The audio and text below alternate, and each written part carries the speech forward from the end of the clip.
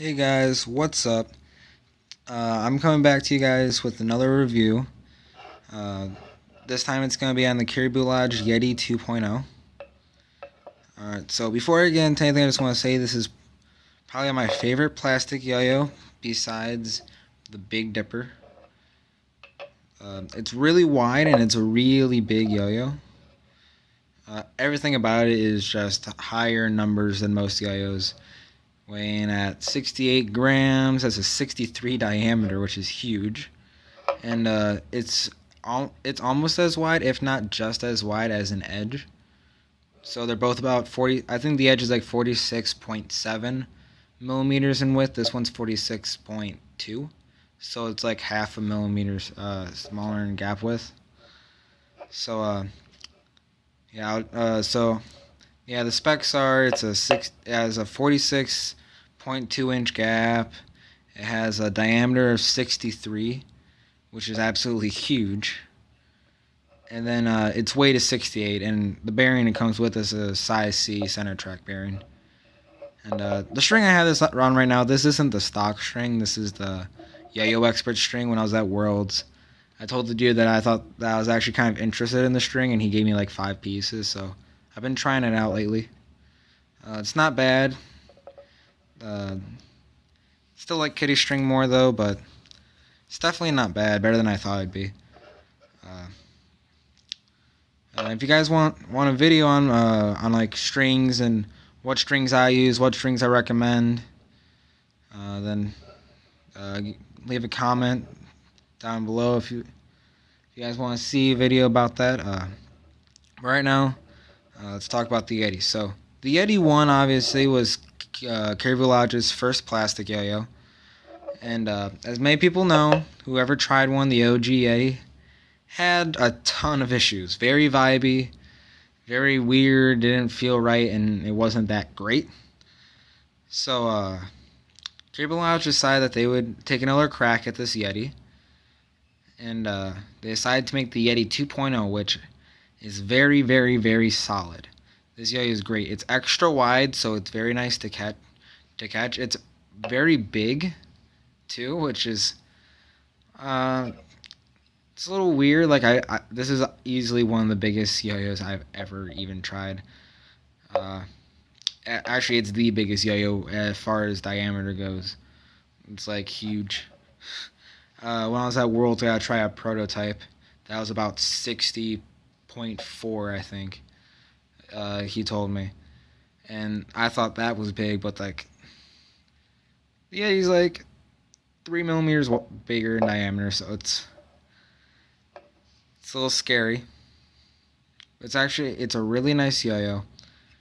Uh, it's kind of hard since it is bigger though. It's harder to land chopsticks with, which that can be an issue, especially since sometimes plastic can catch on your skin more and lose more spin time if you accidentally hit your hand on a chopstick or something. But it's a lot of the issues that they had, like there's almost no vibe compared to the original Yeti. For it being very big and being 68 grams, it actually flows really well on the string. It flows a lot better than you would think, being how big of a yo-yo this is, and it's actually like very agile. Uh, and its big size actually does kind of it definitely works. It's V shaped, so it has like so like being like I usually don't think that V shaped yo-yos feel comfortable in my hand that much, but considering that this one's so big, it kind of makes it feel more comfortable than just like your Horizon, which is like 56 millimeters in diameter. So this this yo-yo, do I think it's better than the Big Dipper? No. Do I think it's worse than the Big Dipper? No. This yo-yo is because I know a lot of people like to say, should I get the Big Dipper or should I get the Yeti, because they're both the only plastic yo-yos made by Caribou Lodge. And I think they're both good. They're both good for their own reasons. Actually, let me just walk over here. So I have over here I have my Big Dipper. I'll just take this, walk back over here.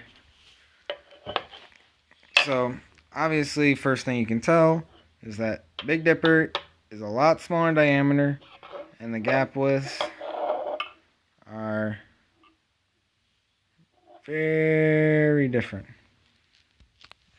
So like this shape has more of like what you'd see on a shutter. This yo-yo is more of like is way more V-shaped, way more angled. Both of them kind of have like the same feel on the inner ring though, where it's very like it's like a very like rimmed. It's like they emphasize the a lot of the plastic on the rims. Just you can tell just by feeling these parts right here. So like especially with the Yeti, because there's like this whole line right here. I think you guys should be able to see that this whole line right here, which just adds on extra weight to the rim, which makes it a very powerful plastic throw. So yeah, I do think both these yo-yos are fantastic plastic yo-yos. Probably my two favorite. I think my obviously something that I would say, like if you like something like the Yeti or the Big Dipper, but you kind of want something else, something like the Protostar might be for you by Yo-Yo Factory. So unfortunately, I don't own a Protostar, so I can't give you a full review on it. I have used one, but I don't own one. My friend let me use one at MER. So, but yeah, do I think this yo-yo is worth the money? I would say yes. I'd say both these yo-yos are worth the full retail price. Would I use this in a competition over a metal yo-yo? Of course, it depends on which metal yo-yo, but let's say it's something around equal price. So like, the Big Dipper is $35. So let's go with like the DV888. I would probably go with the Big Dipper over a DV888, just because I do not like smaller yo-yos unless I'm just like playing around or something. Then I prefer a average size yo-yo. So I would use a Big Dipper over a DV888, but the Yeti I believe is going to be sold for either 35 or 45. So I would definitely choose a Yeti over like a DV888, but if it came to like a shutter, I would choose the shutter in a blink of an eye over both of these yo-yos. But I do believe these are both great yo-yos for the price. So yeah, if you guys like this video, give it a thumbs up. Comment if you want to see what videos you want to see.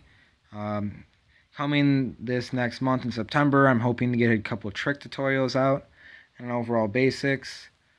If you guys want to see that string video, just let me know. And I'll see you guys in the next video. Later.